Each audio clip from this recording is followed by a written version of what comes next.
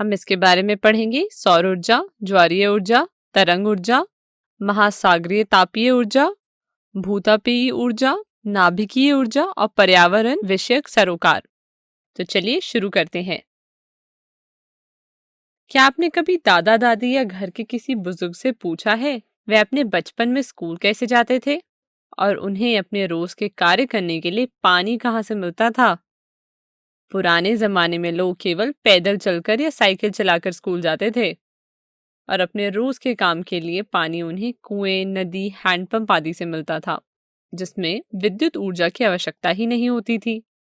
अगर हम आज के समय की बात करें तो हम अपने ज्यादातर कार्य मशीनों की सहायता से करते हैं। जैसे जैसे हमारी ऊर्जा की मांग बढ़ती जाती है, वैसे वैसे ही हमें अधिक ऊर्जा स्रोतों की आवश्यकता होती है। चलिए, अब हम ऊर्जा के उन स्रोतों के बारे में पढ़ते हैं जिनको हम आज के समय में उपयोग करना चाहते हैं।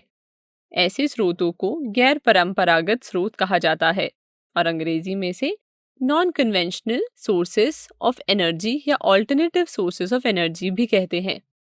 सबसे पहले हम सौर ऊर्जा के बारे में पढ़ेंगे और सौर ऊर्जा को हम अंग्रेजी में सोलर एनर्जी भी कहते हैं। क्या आप जानते हैं कि सूर्य कितना पुराना है? सूर्य करीब 5 करोड़ वर्ष से हमें ऊर्जा दे रहा है और हमें भविष्य में भी करीब 5 करोड़ वर्ष तक सूर्य से ऊर्जा मिलती रहेगी। और ऊर्जा का उपयोग हम सौर कुकर, जल तापकों और सौर पैनल आदि में भी किया जाता है। क्या आप बता सकते हैं कि क्यों गर्मियों में हम हल्के रंग के कपड़े पहनते हैं और काले रंग के कपड़े पहनना पसंद नहीं करते हैं? ऐसा इसलिए होता है क्योंकि काला रंग सफेद और हल्के रंगों के मुकाबले ज्यादा ऊष्मा अवशोषित करता है और इसलिए हमें काले रंग के कपड़ों में ज्यादा गर्मी लगती है।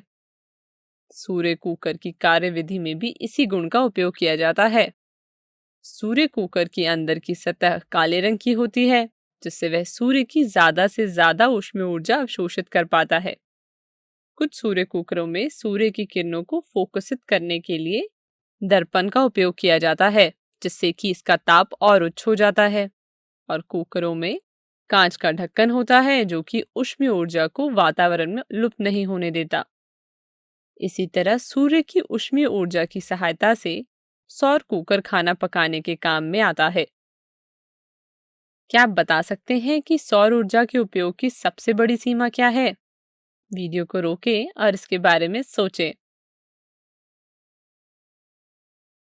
सौर ऊर्जा का उपयोग तो सिर्फ दिन के समय पर ही हो सकता है, रात के समय तो इसका उपयोग हो ही नहीं पाएगा। सौर ऊर्जा की सीमा को दूर करने के लिए सौर सेल का उपयोग किया जाता है। सौर सेल का उपयोग विद्युत प्राप्त करने के लिए किया जाता है। सौर सेल के कई लाभ हैं, जैसे इसमें कोई भी गतिमान ऊर्जा नहीं होता है, इसका रखरखाव भी सस्ता है और यह बिना किसी फोकसन युक्ति के कार्य करते हैं। इन्हें ऐसे छितरे बसे इलाकों में भी स्थापित किया जा सकता है जहां पर शक्ति का संचरण के लिए केबल बिछाना खर्चीला होता है। आपने सौर सेल के इतने फायदे देखे और आप यह भी जानते हैं कि हमारे पास सूर्य ऊर्जा की कोई कमी नहीं है, परंतु सौर सेल का उपयोग इतना सीमित क्यों है? क्या आप बता सकते हैं? ऐसा इसलिए है क्योंकि सौर सेल को बनाने वाले सिलिकॉन की उपलब्धता सीमित है और चूंकि सौर पैनल को बनाने में चांदी का उपयोग होता है, इसलिए इसको बनाने की प्रक्रिया भी बहुत महंगी होती है। चलिए अब सौर सेल के कुछ अनुप्रयोग देखते हैं।